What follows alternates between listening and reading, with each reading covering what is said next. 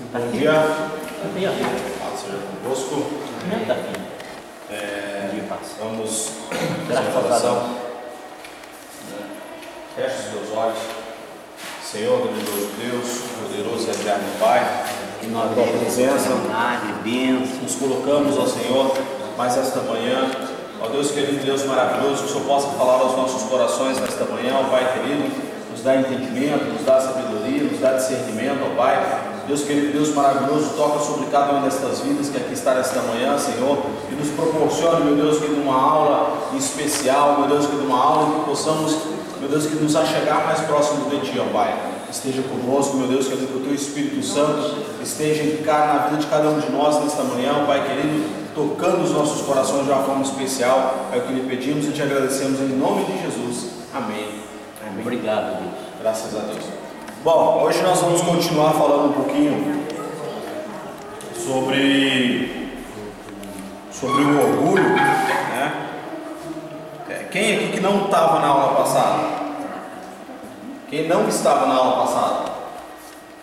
Pastor, mas só os outros não estavam, né? Nós começamos a falar um pouco sobre o orgulho.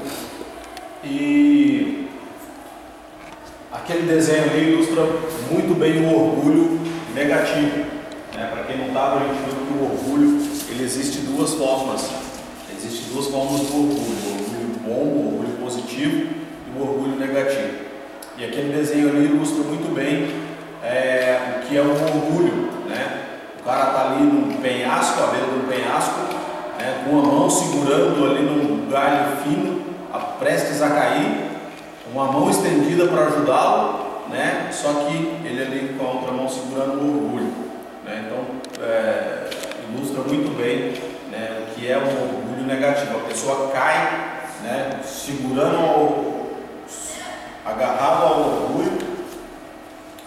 ao orgulho e não se solta para ser salvo, para ser ajudado. Abra lá em Provérbios 11, versículo 2, vamos ler novamente. Provérbios 11, 2. Primeiro que achar e vai ler.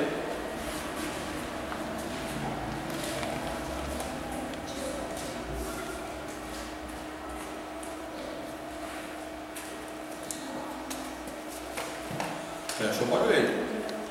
Provérbios 11, 2. O orgulhoso logo será humilhado, mas com os humildes está a sabedoria.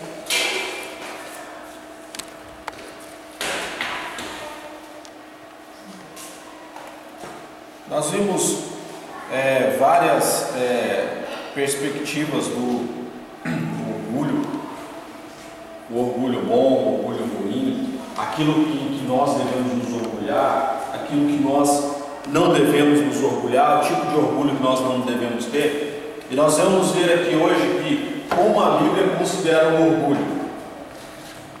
O orgulho é considerado pela Bíblia como um pecado. Só que como nós vimos na aula passada, a tentação, não existe a tentação boa ou a tentação ruim, só existe a ruim, né? A inveja, só a inveja é ruim. Agora o orgulho tem um lado positivo e um lado negativo. O orgulho positivo é quando você se orgulha da sua família, quando você se orgulha, né, dos bens que você tem, porém você não coloca aquilo no teu coração como sendo melhor do que as outras pessoas. Orgulho do seu trabalho, dos seus dons, isso é um orgulho positivo. Abra lá em Provérbios do ladinho aí, Provérbios 21, versículo 4.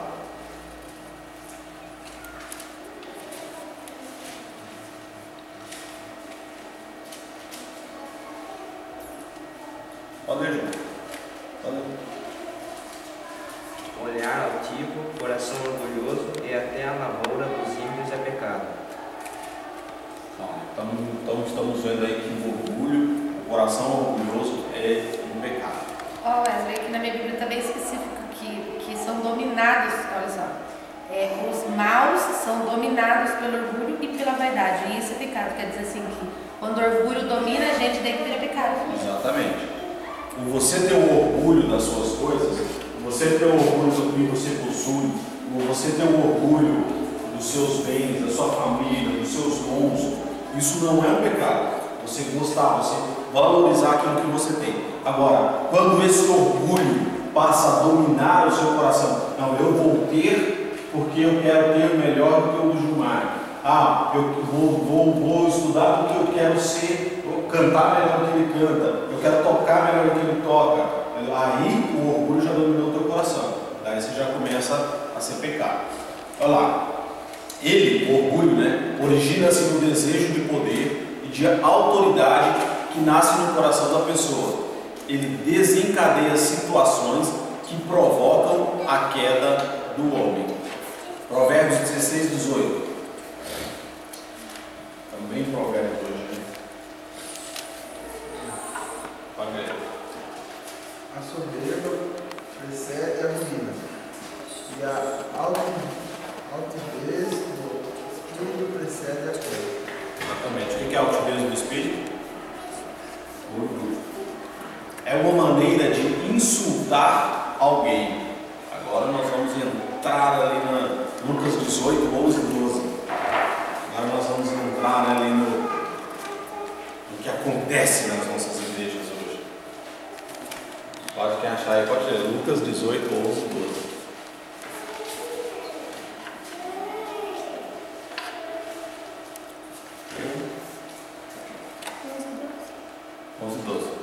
O fariseu, posto em pé, orava de si para si mesmo. Desta forma, ó Deus, graças te dou, porque não sou como os demais homens, roubadores, injustos e adúlteros, nem ainda como este publicano. Jejuo 2 vezes por semana e dou o dízimo de tudo quanto ganho. 11, 12. E essa passagem bem conhecida no meio cristão, mesmo ela sendo bem conhecida no nosso meio, nós vemos pessoas cada vez mais agindo como esse fariseu, cada vez mais, né? Nós vemos que eu posso fazer isso, eu tenho que orar lá na frente, eu tenho que, às vezes a pessoa não ora para Deus, ela ora para mostrar para os outros que ela é cheia do Espírito, né? Às vezes ela não, aquele louvor que está saindo ali dos seus instrumentos ou da sua voz, ela não está fazendo isso para Deus, está fazendo isso para se mostrar para as pessoas, né? Nós vemos um grande exemplo, vamos botar assim um grupo de louvor ou um pregador que seja, se preparou a semana inteira para pregar ou para cantar. Imagina a igreja lotada, chega aqui, tem 2 irmãozinhos sentados aqui na igreja.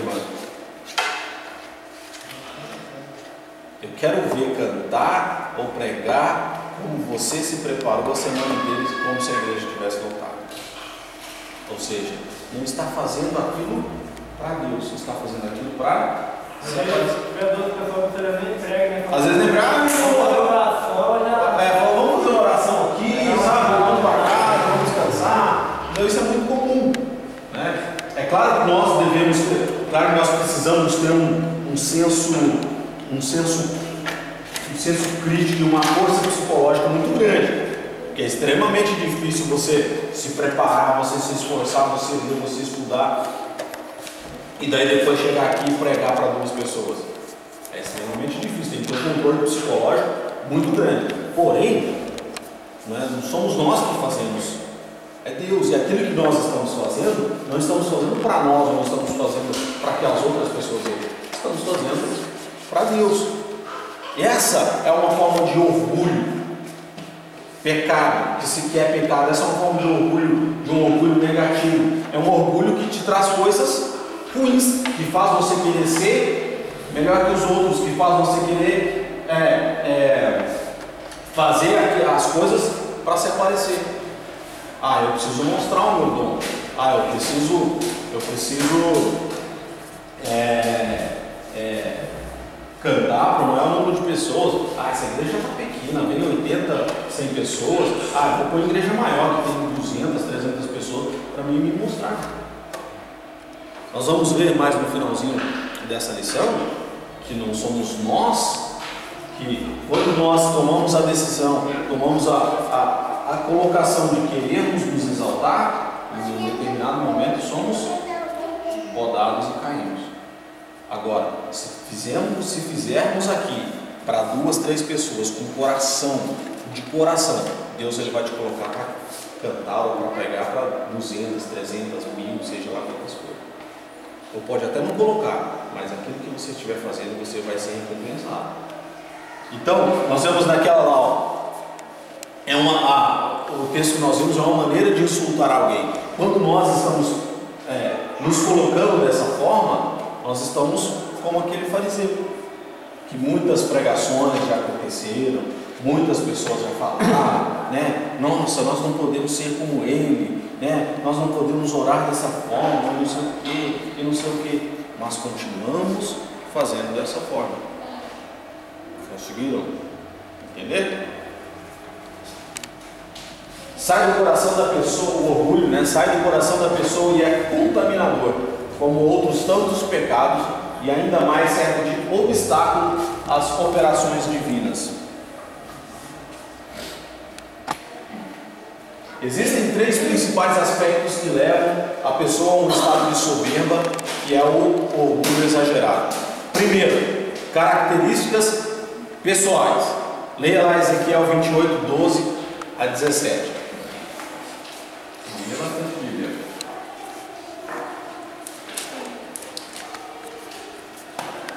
Ezequiel 28, 12 e 17.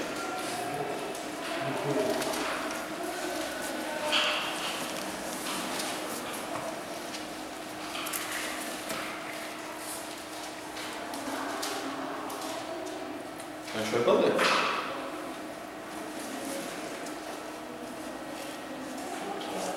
Ezequiel 28, do 12 até o 17. Homem mortal, cante uma canção de tristeza por causa do fim que o rei de Tiro vai ter. Diga-lhe que eu, o Senhor Deus, digo isto. Você era um exemplo de perfeição. Ai, tá falando de Lúcifer. Como era sábio e simpático. Você vivia no Éden, o jardim de Deus.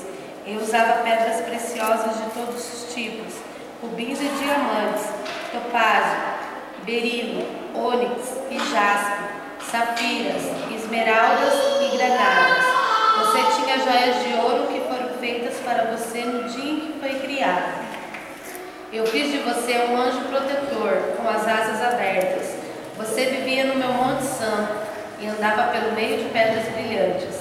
A sua conduta foi perfeita, desde o dia que você foi criado, até que você começou a fazer o mal. Você ficou ocupado, comprando e vendendo, e isso levou à violência e ao pecado. Por isso, o anjo protetor, eu o humilhei e expulsei do monte de Deus, do meio das pedras de diamantes. Você ficou orgulhoso por causa de sua beleza, e a sua fama o fez perder o juízo. Então eu te joguei no chão, a fim de servir de aviso para os outros reis. 17. De quem aí o profeta Ezequiel está falando? Do próprio Lúcifer. O que aconteceu por ele ser? Nós vemos que todas as formas, todos os exemplos de pecado que nós vimos até agora, de batalhas que nós travamos com a nossa alma, surgiu primeiro em uma determinada pessoa, que foi Lúcifer.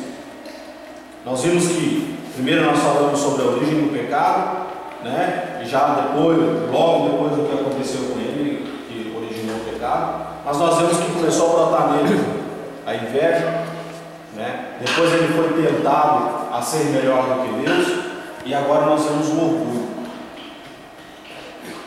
A Bíblia, ela relata, você vê, nós vamos ver acho que no versículo 14 aí, desse texto que leu, acho que em outras versões está assim, Lúcifer, ele era considerado um querubim ungido, ou seja, no singular, um querubim, fala para mim, querubim ungido, um querubim. Era escrito da guarda ungido.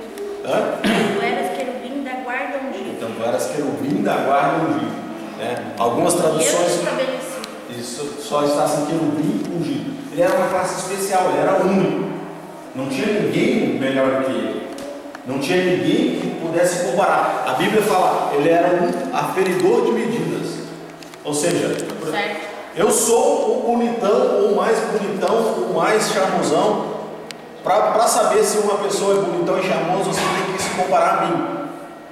Era mais ou menos o que Léo, por exemplo.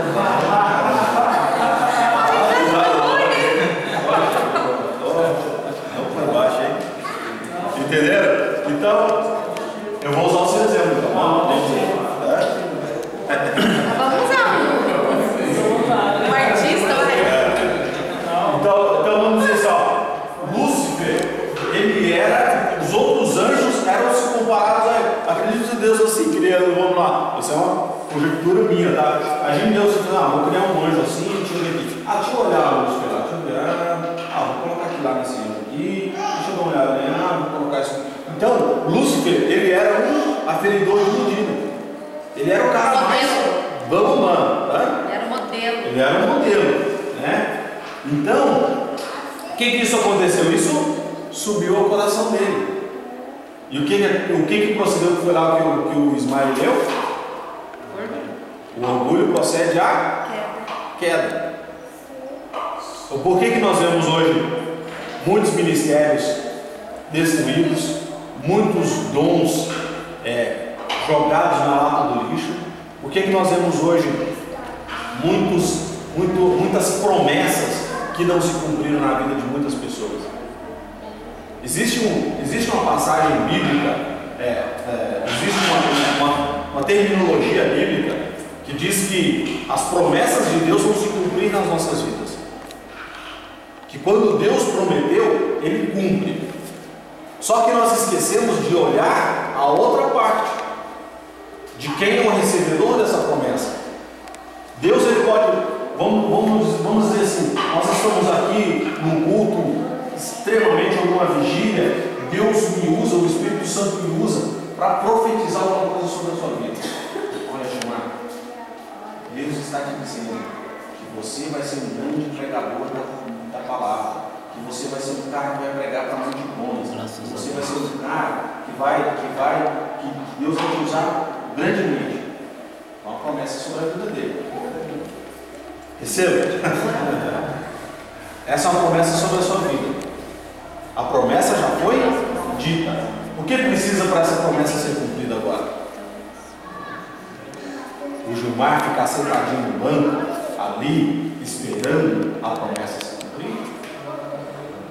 Se colocar na presença de Deus, estudar, buscar relacionamentos para que a promessa se cumpra na vida dele.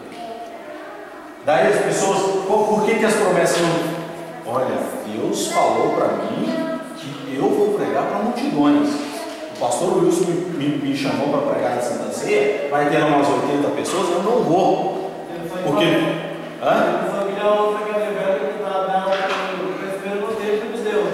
Não faz nada para esse tempo acontecer. Não faz nada. Está esperando o tempo de Deus, se a pessoa não... Exatamente.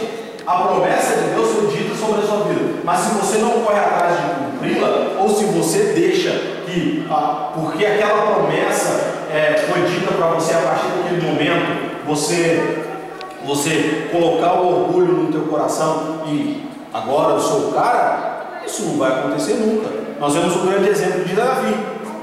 Vocês acham que depois que Davi foi ungido rei de Israel, o que ele foi fazer?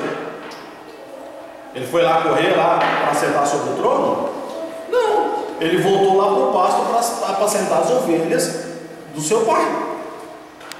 Né? Ele tinha acabado, o profeta Samuel tinha acabado de ungir como rei de Israel. A partir de agora você vai ser rei de Israel. Né? Deus vai te colocar como rei sobre todo Israel. E o que Davi fez? Meus irmãos, chega aqui, agora eu sou rei. Tá? Agora eu vou sentar aqui, vocês trazem, mãe, traz para mim aí o meu jantar, eu vou ficar sentado aqui, meus irmãos, vão lá para sentar as ovelhas que eu vou ficar aqui agora em casa. Não foi isso que aconteceu. Né? Davi teve a humildade de continuar fazendo o seu trabalho e foi fazendo cada vez com mais amor, com mais dedicação, aí que ele chegou a ser rei. E se em algum determinado momento, Deus, às vezes as promessas, as pessoas pensam, mas se Deus prometeu, Ele vai cumprir. É claro que se Deus prometeu, Ele vai cumprir. É claro que se Deus prometeu, Ele vai cumprir alguma coisa sobre a tua vida. Mas você tem que querer. Se nós não quisermos receber essa promessa, Deus Ele tem o livre, a livre consciência de dizer, olha, eu até prometi, mas o meu servo não quer, eu posso fazer o quê? Né? Então, nós vamos usar esse exemplo de Lúcifer e dizer, olha, por mais que eu cante bem, por mais que eu pregue bem, por mais que eu ministre bem, por mais que eu seja o melhor guitarrista, por mais que eu seja o melhor baterista, por mais que eu seja o melhor vocalista que existe dentro dessa igreja, eu vou ter a humildade de deixar Deus agir na minha vida. E não deixar que as coisas desse mundo me contaminem para que eu possa pensar que eu sou melhor que os outros. Como eu disse na aula passada, né? Nós não podemos ter o pensamento de eu sou melhor que você, eu sou melhor que ele. Nós somos todos iguais. Jesus pagou por nós o mesmo preço, né? O exemplo que eu dei, Jesus não disse lá, estava jorrando o sangue lá de todo o seu corpo, disse, olha, essa gotinha que vai sair daqui é para comprar o Gilmar. Agora quando eu comprar o Juninho eu vou derramar aqui um monte de sangue por ele. Não foi assim. Aquele sangue que verteu lá naquela cruz foi para comprar todos nós. Então nós temos o mesmo preço, nós temos o mesmo valor, estamos equiparados. Eu não sou melhor do que ela, porém ela também não é melhor do que eu. Nós temos o mesmo nível, né? Temos características diferentes. Às vezes eu faço uma coisa, ela faz outra. Talvez aquele algo que eu faça talvez seja mais valorizado do que o que ela faz, mas nós temos o mesmo valor. É o mesmo exemplo. Nós vemos agora no carnaval, né? Quem é mais importante, um grande executivo de uma empresa ou um lixeiro? Olhando assim, qual cargo ele tem mais valor, vamos dizer assim, para a sociedade? É o executivo. O que aconteceu no Rio de Janeiro? Os lixeiros entraram em greve, o que aconteceu? A cidade virou um caos. Toneladas e toneladas de lixo, ninguém aguentando mais o odor, o mau cheiro do lixo apodrecendo na rua. Entenderam? Então, tudo bem, aquele grande executivo pode ter um cargo assim para a sociedade num nível mais elevado, mas o trabalho do lixeiro tem o mesmo significado do que ele. Mais importante. Entenderam? Então não adianta a gente querer se comparar. O exemplo ali, olha, eu sou mais inteligente, né? Então eu posso menosprezar as pessoas. Eu sou mais inteligente, eu posso humilhar as pessoas, né? Eu sou mais bonito. Eu vou na igreja, eu vou todo, né? Meu sapato é mais bonito, minha calça é mais bonita, não sei o quê. Eu sou o cara, né? Ou as meninas, principalmente as mulheres, tem muito dessas. Os homens estão tudo cheios de Dudalina agora, tá vendo? O quê? Os homens estão, essas meninas aqui estão tudo cheios de Dudalina, de camisa, chega de bereguinha. Dudalina é uma marca? As internas um negócio também. Nem vem falar só das mulheres. Não ficou claro, Ô, irmão, o que você tá querendo dizer com isso? na hora que eu fui tomar É que as mulheres. Mas mulher gosta de se arrumar. Mas hoje em dia os homens estão bem ligados para essa vaidade. A hora, eu falei na hora passada também, uma grande diferença em ser vaidoso, você querer se vestir bem, você ter uma boa higiene, né? Então a diferença de você ser. Eu quero ser o melhor. A minha camisa é melhor. Ganho R$600 por mês, mas eu vou comprar uma camisa de 300. Para mim é parecer que eu sou o Bobo Branco.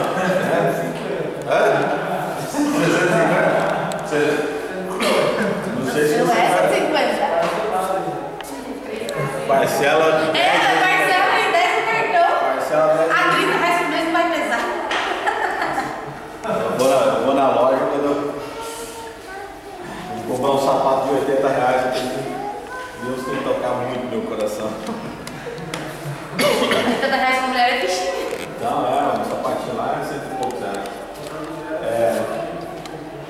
Entendeu? Então você não Mas aí você pode. vem arrumar uma namorada. Mas daí já não é culpa nossa, é culpa do comércio. Porque a mulher já é mais consumista, então eles colocam tudo de mulher é mais caro. É só vocês ficarem 2 meses sem comprar nada, os preços abaixam. Não, isso é impossível. Isso é impossível. Vocês vão ver. Falei, Vanessa, ajuda nós a nos defender aqui. Então vamos lá. Então existe.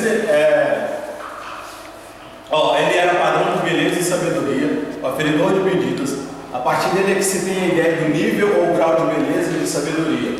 Em consequência disso, foi levado à queda. Existem pessoas muito orgulhosas porque são mais inteligentes do que a média, outras porque são mais belas. Então enchem-se de soberba e passam a desprezar as demais pessoas. Você pode ser o cara mais bonito, ou você pode ser a mulher mais bonita da igreja, mas não deixe a soberba entrar no teu coração. Por isso que hoje em dia todo mundo imagina que o diabo é a coisa mais feia que tem. Porque transfere, transpassa, sei lá o que tem por dentro. Porque hoje se fala que o Lúcifer é o mais bonito e hoje em dia a gente imagina ele como uma coisa mais feia que existe. Eu acho que assim, eu li um texto hoje de manhã que mudou um pouco a minha forma de pensar. Esse texto de Ezequiel. Que Deus, ali o profeta está dizendo que Lúcifer foi caído em fogo. E o fogo, o que acontece quando ele queima alguma coisa? Ele deforma. Lúcifer talvez não, Lúcifer era o aferidor de medidas. E também, Wesley, eu acho assim que a maioria, às vezes assim, não tanta maioria, mas muitas pessoas não sabiam que Lúcifer era um anjo. Eu mesmo, eu vivi 14 anos na católica, eu nunca ouvi dizer que Lúcifer era um anjo. Assim, no meu entendimento, ele era chifrinho, desenhava ele como desenho animado.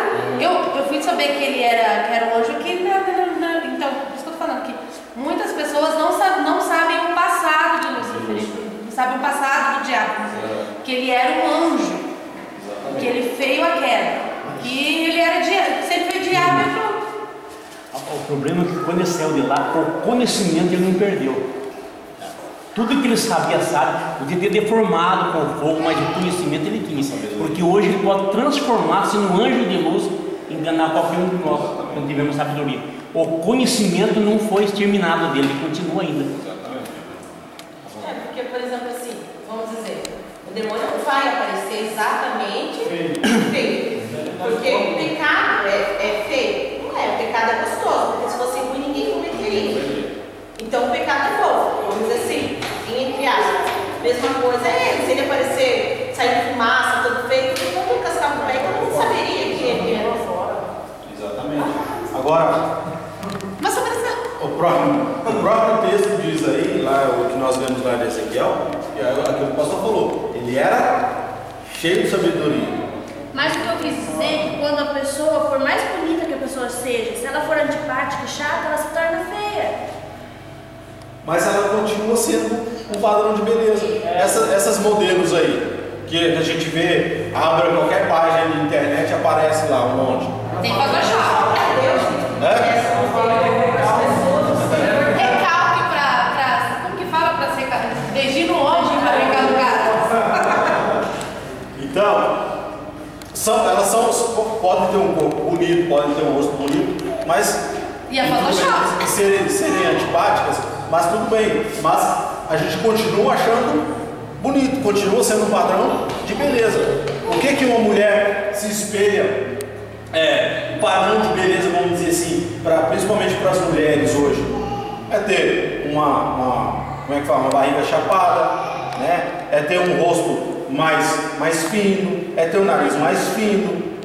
Quem disse que esse é o padrão de beleza? Quem disse que isso é ser bonito? Para os homens aí, quem disse que ser bombadão e ter a barriga de tanquinho toda cheia de ondulaçãozinha aqui assim, esse é o padrão de beleza? Sei o quê? Gominho? Quem disse que ter cabelos aí é padrão de beleza? Quem foi que falou? Cada um tem seu charme. Aonde está escrito? O tem. Então, cada um tem que ser contente com aquilo que tem. E Né? gostos são diferentes. Exatamente, gostos são diferentes. Ela me achou muito bonito e quis se casar comigo. Talvez uma outra pessoa não achasse. Entenderam? Então, assim, aquele exemplo de cada panela tem sua tampa. Vale para todo mundo. Né? Mas se a pessoa nasceu com essa frigideira, eu não sei se você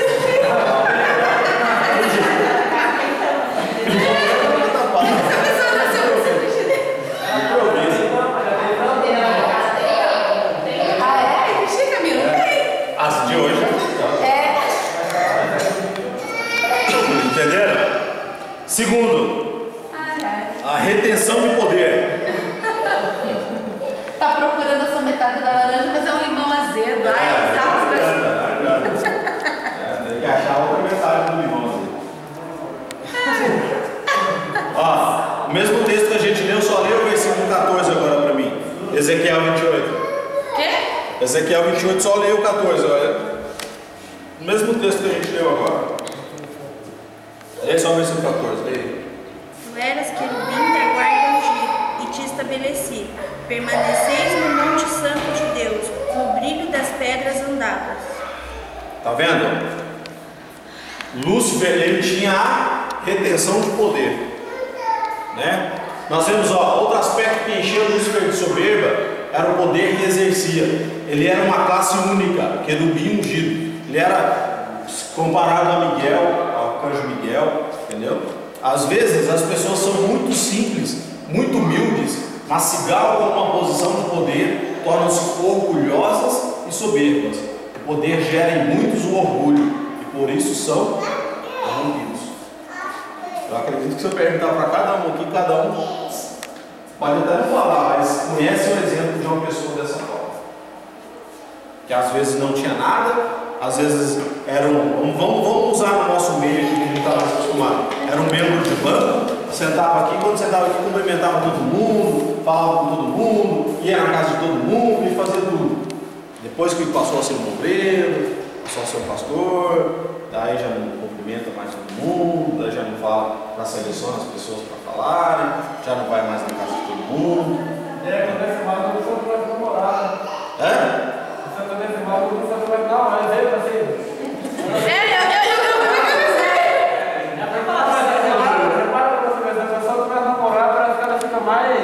Acho que não sei se ela fica se achando que tá namorando, não sei. Pelo amor de Deus. Você vai se complicar.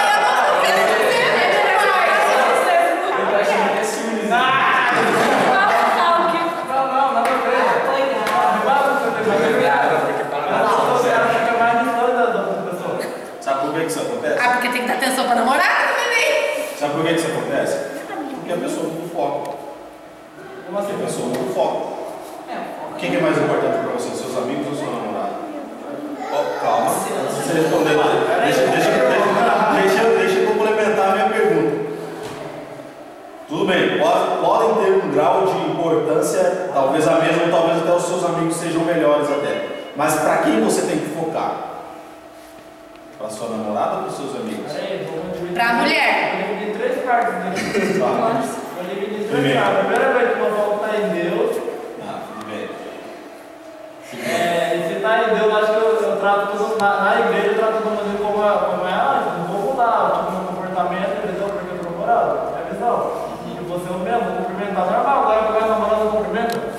Das pais, acho que não tem nada a ver. Não, mas isso aí já é mais questão de juventude, de adolescência. Porque assim, a Bíblia é bem clara com relação a alguma coisa. Nós primeiros temos que estar ligados a Deus. O nosso foco principal é Deus. O segundo foco nosso é a família. Não adianta você querer, é Deus e depois o ministério, é Deus e depois qualquer outra coisa, ou qualquer outra coisa, depois mudar essa ordem, porque não vai adiantar aquele lugar, você não vai ser feliz. Eu acho assim, porque não tem lógica, né? Tipo, depois de Deus e o ministério, a família, acho que não. Mas o que uma pessoa está tentando dessa forma? Ele está tentando priorizar a família. Uma pessoa casada, o que é mais importante? A sua esposa ou seus amigos? Tá bom, tô brincando. Por isso que eu tenho namorado. Não,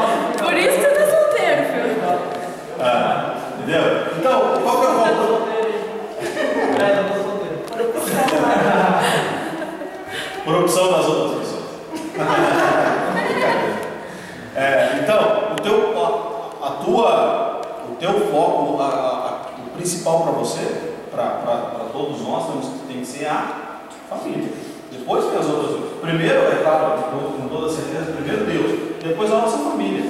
Se você é muito melhor você perder o futebol com os amigos do que às vezes você quebrar laços importantes com a sua esposa. Então, às vezes por exemplo, as pessoas aí que gostam, que saem bastante, que causam muito atritos em relacionamentos, principalmente relacionamentos recém-formados, é a velha saidinha de sexta-feira para tomar cervejinha. O cara quer sair com os amigos, quer ir com um barzinho, tomar uma cervejinha, deixa a esposa em casa. Vai briga, filho. A função do mundo vai por causa disso, né? Exatamente. Porque geralmente quando é solteira, quando começa a namorar, ainda assim que é sexta-feira pra fechar. Então, e quando casa, a prioridade é a família. Esse negócio de sair com amigos aí é muito de vez em quando. Nossa, muito de vez em quando. Ainda leva a mulher. Exatamente. Leva uns 2 anos pra você comprar uma esposa. Então projeta a sua vida para bem pra frente. Daqui no aniversário do meu amigo, ele está com 18 hoje, quando ele for fazer 20 anos, ele vai pegar o aniversário dele. Então eu já vou começar a convencer agora. É uma questão de justiça, né? A mulher também, o marido não vai querer que a mulher saia com as amigas. Mas então. Aí já entra o machismo, né? O homem pode, a mulher não pode. Mas nada que o carro de pastor não resolve. Isso aí.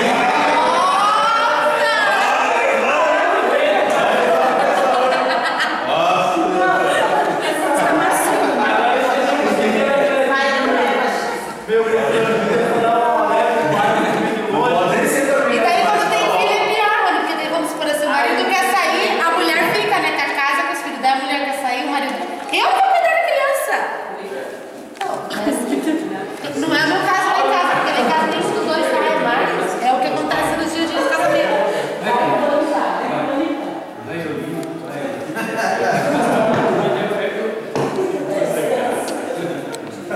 Vamos lá então. A gente não precisa falar, A terceira característica, o que tem o coração das riquezas. Mateus 19, 23. Por isso que tem que fazer um acampamento de novo. Para poder sair os dois. Acampamento? Vamos fazer um acampamento de inverno. Mas daí não tem graça. Então vai precisar aquecer. Tá. Mateus 19, 23, 24. É meu texto bem conhecido. Nossa, cadê meu Mateus? Que achou já. Então disse Jesus a seus discípulos: em verdade vos digo que um rico dificilmente entrará no reino dos céus. E ainda vos digo que é mais fácil passar um camelo pelo fundo de uma agulha do que entrar um rico no reino de Deus. Caramba! O caramba não tá na Bíblia. Deixa eu ler de novo, eu não entendi muito fácil. É por isso que eu falei caramba. E ainda vos digo que é mais fácil passar um camelo pelo fundo de uma agulha do que entrar um rico no reino dos céus. Olha, tá se desmanchando.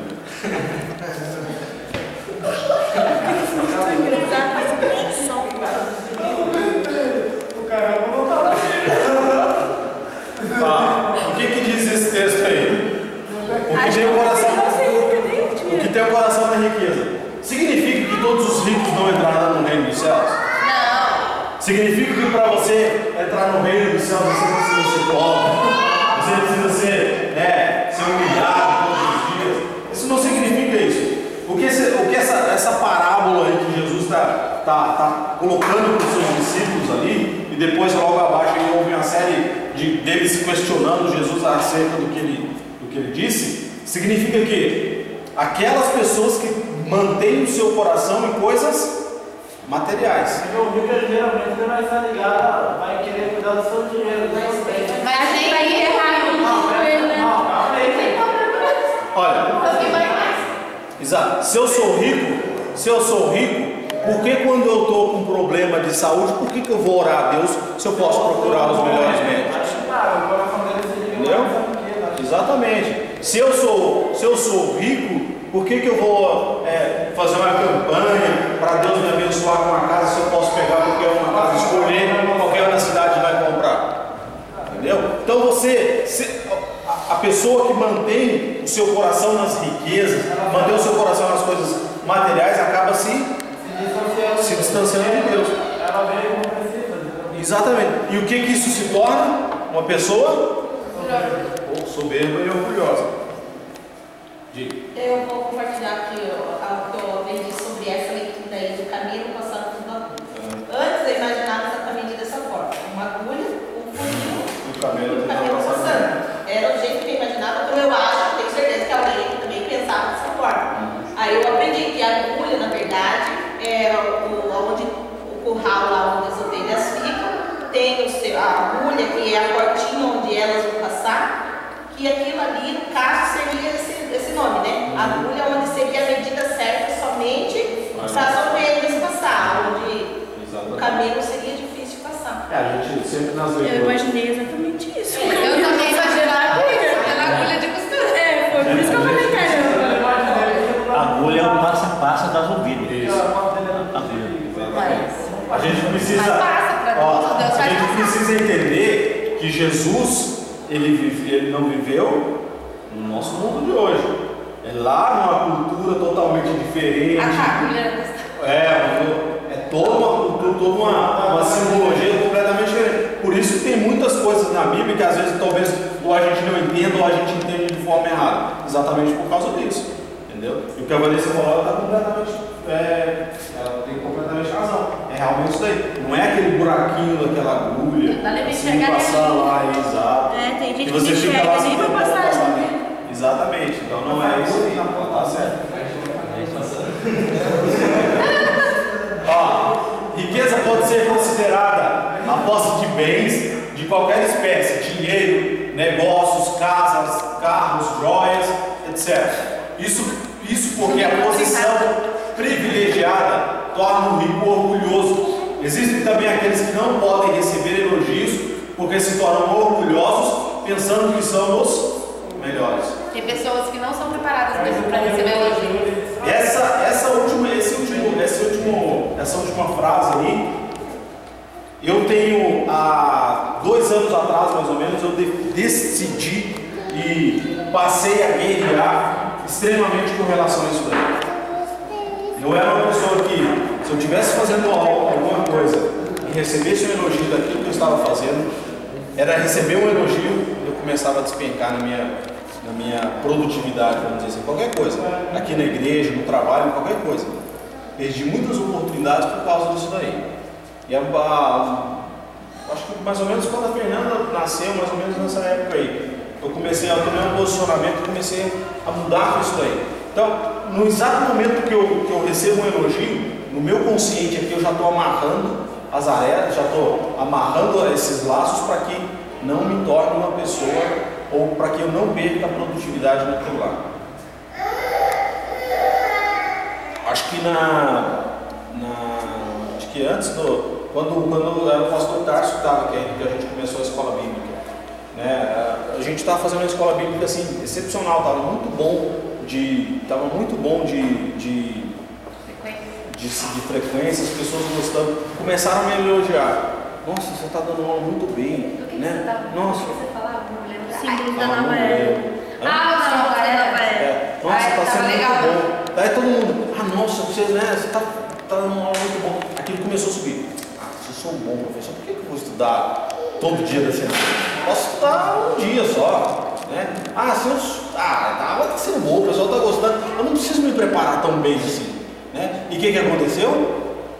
Foi caindo, foi desviando. No final do ano eu estava aqui com duas pessoas e os 2 eram parentes ainda.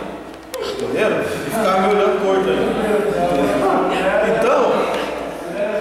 Então daí, sabe, eu tomei uma posição de começar a guerrear contra essas coisas para que a soberba não me atingisse. É uma luta que eu tenho diária com isso daí. Uma luta que eu tenho diária, sabe? Diária, mas assim, eu estou falando com toda sinceridade, é uma luta diária. Não só com relação às coisas espirituais, não somente com relação às coisas aqui da igreja, mas em toda a minha vida, principalmente também na vida profissional, entendeu? Então, assim, quando vem um elogio, quando as pessoas começam a me elogiar, começam a gostar do trabalho que eu estou fazendo, por mais que elas estejam falando, aqui no meu consciente, no meu coração, já estou começando a repreender.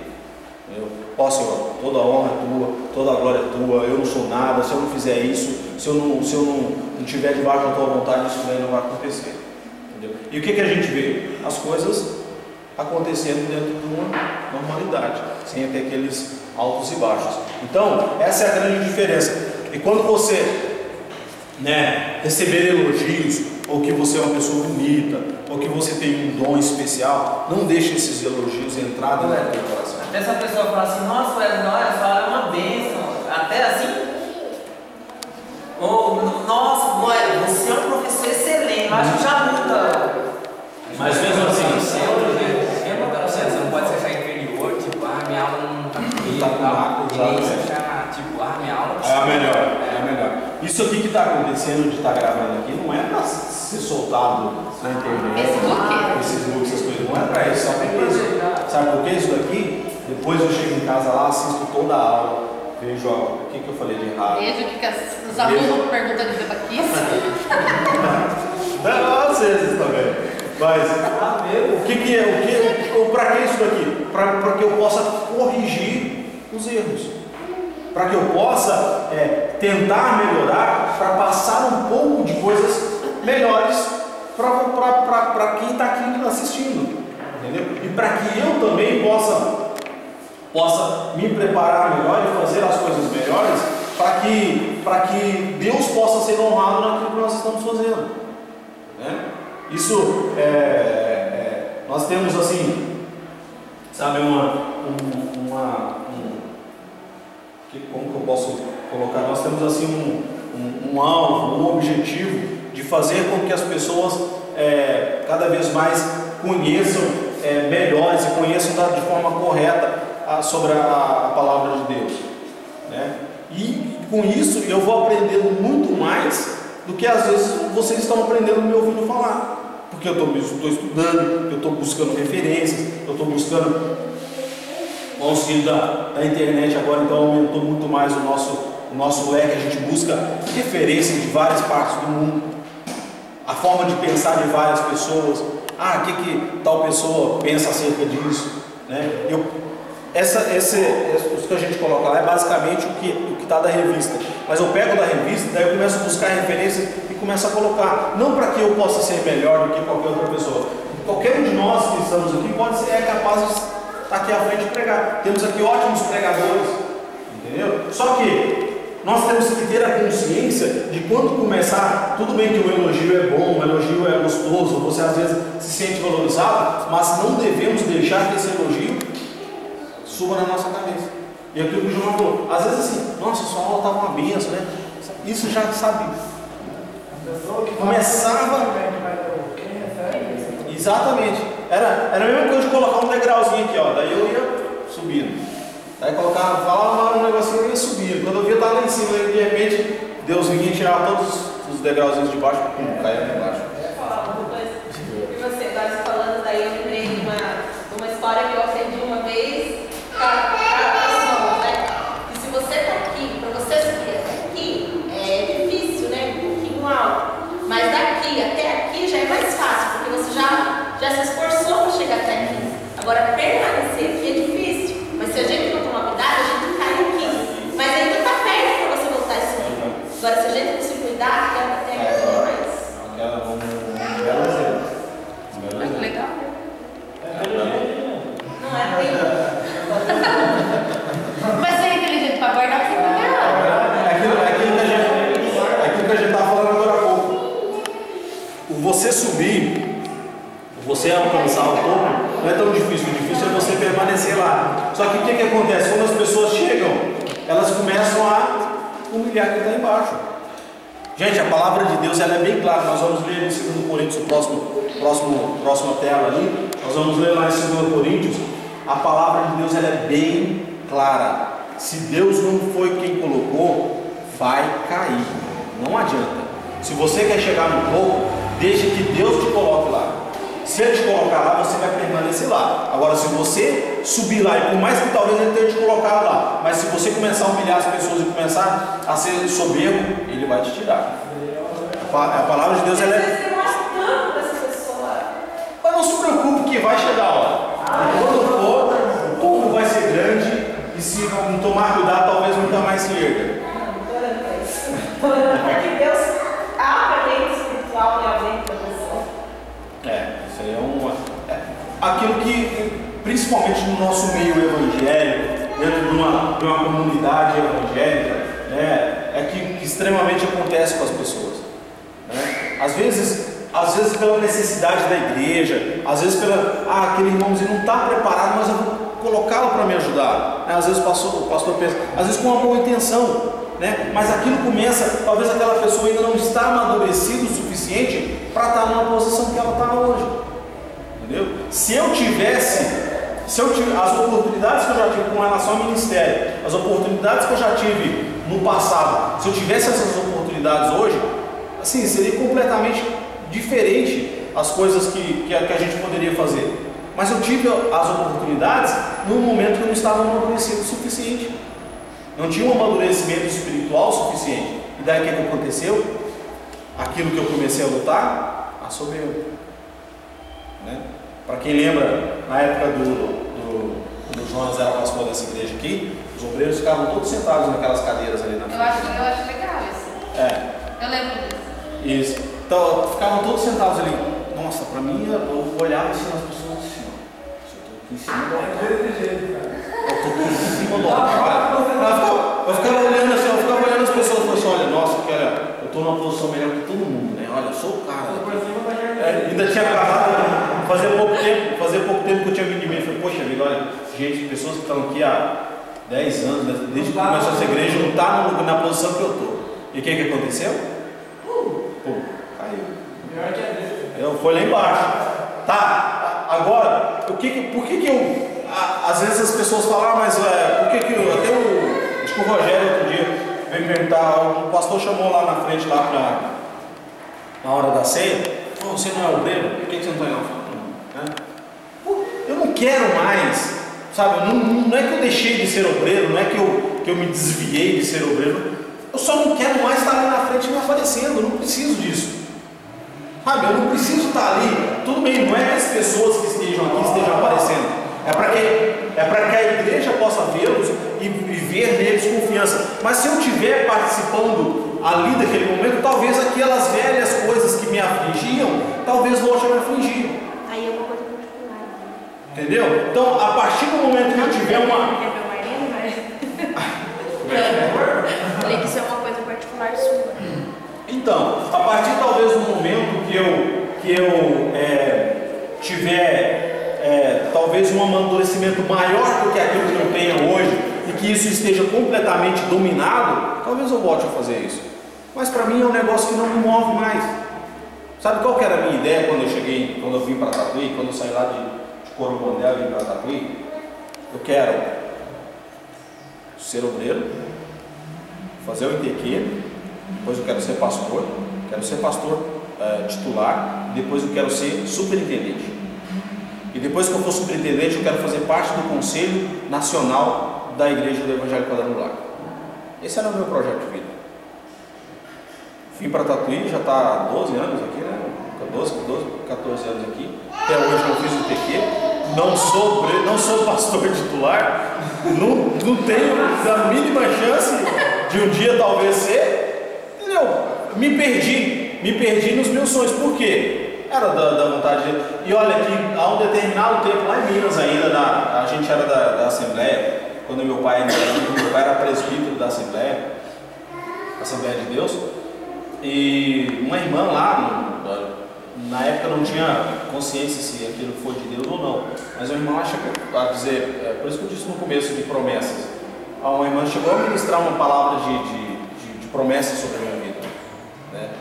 E aquilo, começava a alimentar o meu interior. Eu vou ser um cara desse um dia, né? Então, e sabe, os sonhos cada vez maiores e o meu chão, a minha base aqui estava cada vez se diminuindo mais. Entendeu? O que aconteceu? Estamos aqui hoje. Sou infeliz com o que eu faço hoje? De forma nenhuma. Já comentei com a Fran algumas vezes. Ultimamente não tenho me sentido bem em pregar. Não sei porquê, mas sabe, não tenho conseguido pregar. O Danilo me convidou outro dia, não estava conseguindo, e também depois com os meus afazeres do dia lá não foi possível eu estar na igreja para pregar na terça-feira. Outro dia o pastor Jonas me chamou para pregar lá em Cerquilho, lá na última hora foi a Fran que pregou lá, porque sabe, não conseguiu brotar uma mensagem. Então, e diferentemente disso, as aulas eu começo a estudar, sabe, já vem brotando, vem surgindo as ideias, a aula vem vindo, é uma coisa natural que está acontecendo, entendeu? Então são as coisas assim foram mudando de uma forma, o meu foco, na verdade quando eu comecei a mudar o meu foco, quando eu comecei a tirar o meu coração dessas coisas e a não colocar mais meu coração em nada, somente em Deus, as coisas foram começando a fluir, entendeu? Você quer falar? Aí, tipo assim, vamos voltar aqui ao ministério. Aí, por exemplo, o que importa mais para nós? Agradar a Deus ou agradar ao povo? A Deus. Aí, por exemplo, vamos dizer um grupo de louvor, vamos dizer assim. Tem lá, tem o baterista, tem o tecladista, tem o violonista, tem até o sanfonista, vamos dizer. Mas às vezes não são pessoas totalmente para adorar a Deus, só que por mais que aquela pessoa esteja errada, tem que estar ali para fazer parte do grupo. Só que daí não tem aquele porém que uma laranja podre numa caixa estraga todo o resto. Ao invés do altar ser um lugar, um altar, acaba se tornando um pau. E não é isso que Deus quer no nosso meio. Então é melhor você louvar só você, só você larguel, como diz lá o povo japonês, do que você ter uma banda toda ali só fazendo barulho.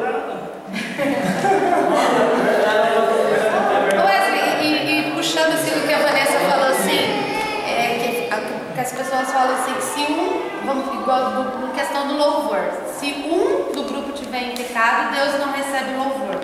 Mas não seria injusto, né, com aqueles que estão preparados, Deus não receber louvor por causa daquele que está em pecado, porque pecadores nós todos somos. E às vezes nem sabe quem está lá, então acho que ele receberia. Então, porque eu já ouvi isso de várias pessoas que falam assim, que se um do grupo tiver, Deus não recebeu aquele louvor. Mas não seria injusto, né? Assim, aquele que se preparou não recebeu louvor por causa do irmão que não se preparou. Fugimos totalmente do negócio. Nós podemos, tem várias nuances, nós precisamos... Mas daí eu acho que já entra na adoração particular. Deus conhece o coração de cada um. Nós precisamos já analisar com mais frieza. Realmente... Exatamente. Realmente no Velho Testamento, se acontecesse que uma pessoa está errada, né, aquele sacrifício ali, ou aquele sistema de adoração, realmente Deus não ouvia. Mas isso no Velho Testamento. Né? Agora no Velho Testamento, posso estar errado, não sou dono da verdade, não conheço toda a Bíblia, todos os mistérios da Bíblia, mas da mesma forma, vamos dizer assim, num culto de oração, o Espírito Santo está tocando sobre as pessoas. Por que uns recebem, talvez outras não? Já liberdade, o coração aberto. Vai, da liberdade. Se aquilo que você está fazendo, você está fazendo do seu coração, de todo o seu coração, para Deus com certeza está recebendo. Por mais que tenha um pecador, por mais que tenha uma pessoa que esteja pecando do teu lado, mas Deus está recebendo o seu. E a adoração é individual. A adoração exatamente, a adoração e a nossa salvação faz de um jeito. E a nossa salvação, também ela também é individual. Agora sim, nós, como a Vanessa disse, a laranja podre ela pode contaminar toda a caixa e perder toda a caixa.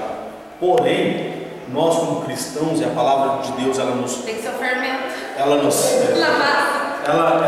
A palavra de Deus ela nos condiciona para isso e o Espírito Santo nos dá poder para isso.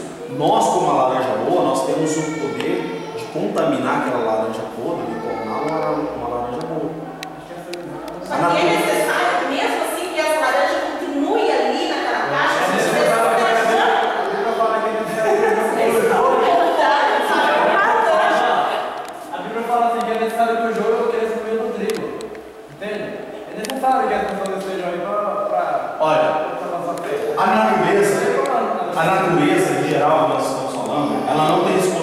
transformação. De transformar do joio, crescer no meio do trigo e de se transformar em trigo. Ela não tem esse poder de pegar aquela maçã podre, aquela laranja podre que está no meio daquela caixa e transformar aquela laranja numa laranja saudável novamente. O joio vai virar trigo, mas você vai ser arrancado do céu. Mas nós, como cristãos, e aquilo que Deus nos ensina, aquilo que Jesus sempre nos ensinou, nós devemos ser amor. Nós devemos ser amor. E nós, como amor, e lá em Ezequiel 33, se eu não estiver enganado, a palavra de Deus também nos mostra que nós devemos ser o atalaia. O que é o atalaia? O avisador. O atalaia era aquela pessoa da comunidade, da aldeia, que ela era incumbida de ficar no monte, observando o vale se vinham inimigos. Quando o inimigo vinha, surgia lá na frente daquele que ela fazia. Ela corria lá e falava: olha, está vindo um inimigo contra nós. Então Deus, ele nos colocou como atalaias de Israel. O que significa isso? Quando nós vemos que o nosso irmão está em pecado, quando nós vemos que aquela laranja que está no nosso meio está uma laranja podre, nós temos que chegar para ela e dizer: olha, meu irmão, você não está de acordo com a palavra de Deus. Nós temos que avisá-la do seu pecado. E se nós fizermos isso, Deus ele nos dará a recompensa no momento certo. Mas se nós não fizermos isso, nós pagaremos também pelo pecado daquela pessoa. Exato.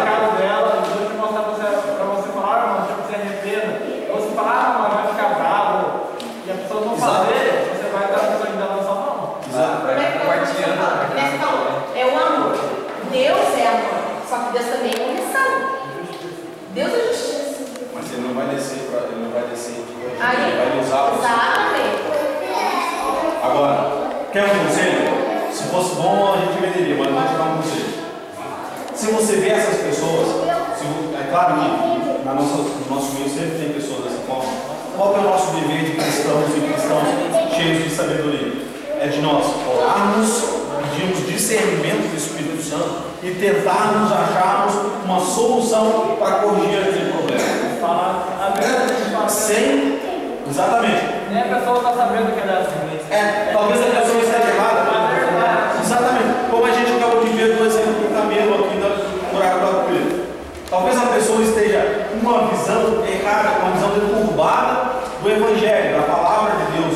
Ou às vezes ela está imaginando que aquilo que ela esteja fazendo, ela não esteja correta, ela não esteja com um amadurecimento espiritual o suficiente. Exatamente, a nossa, como a gente já viu nas outras aulas, nós somos pecadores, nascemos no pecado e enquanto estivermos nesse corpo seremos pecadores.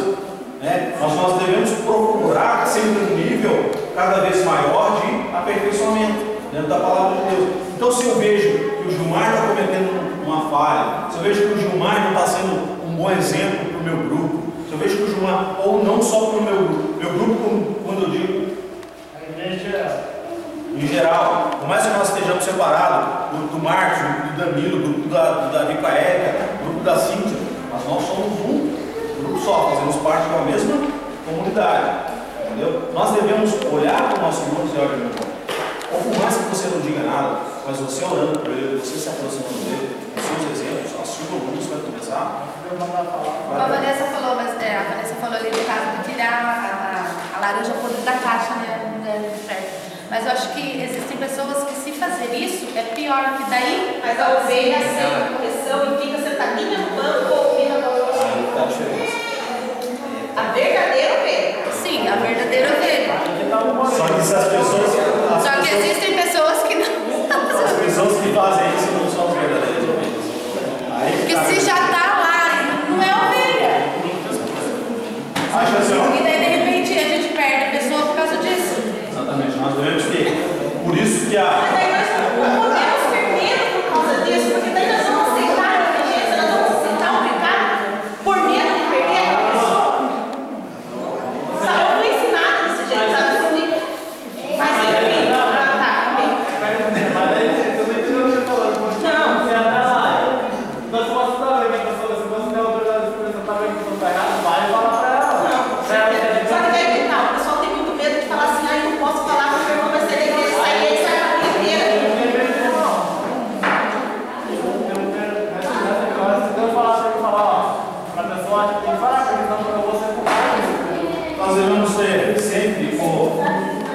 discernimento do Espírito Santo. Tudo aquilo que fizermos, tudo aquilo que nós planejarmos, tudo aquilo que nós tentarmos fazer, seja ou faça com discernimento do Espírito Santo. Se Deus pedir para você falar o Gilmar que ele está errado, que ele está pecando, peça discernimento do Espírito Santo, se aquilo realmente é do Espírito Santo ou se você não está sendo usado para talvez atacar, entendeu? Então, tudo aquilo que você fizer, faça com discernimento do Espírito Santo. Se o Espírito Santo te tocou para você fazer, vai lá e faça. Mas a pessoa pode dar um pouco de misericórdia, porque muitas vezes a pessoa acha que vai acabar dando volta. Sabe o que talvez aquela pessoa precisa? Talvez precise de um abraço seu. Talvez precise de um carinho teu, uma palavra tua de amizade, de amor, de compreensão. Como também precisa deixar a mulher na porta, irmão. Ela tá invocada hoje. Ismael, ó. É os 19 dias de oração. 19 dias de oração. Usando dialeto, olha aqui, usando dialeto tatuiano. Pia fininho hoje, senão vai comer solto na tua cabeça aí. Vai ver solto. Não quer dizer, não, Ismael, vai tomar cuidado com a apareção dele. Ó, a gente ia ler mais aqui, mas infelizmente não vai dar tempo. Vamos ler lá.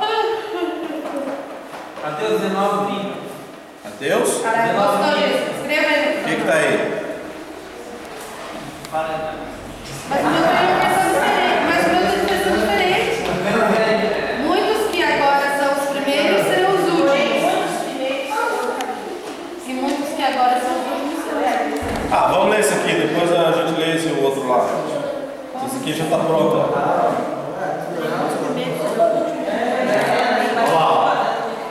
Ó, até é para complementar a aula. Aqui está em Coríntios 10, 17. Amém? O que você falou, David? Extrapolando.